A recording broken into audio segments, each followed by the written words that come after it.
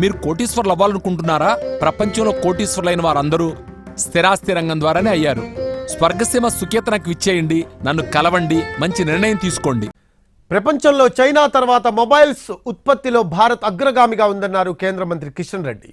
మోడీ ప్రధానిగా బాధ్యతలు చేపట్టిన తర్వాత జాతీయ రహదారులను అభివృద్ధి చేసుకున్నామని తెలిపారు.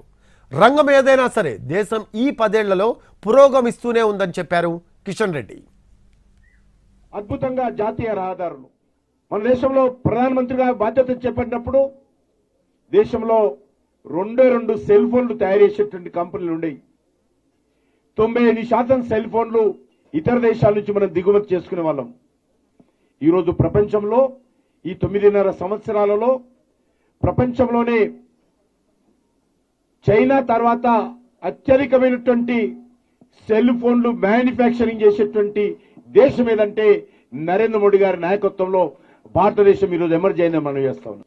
ఈ రకంగా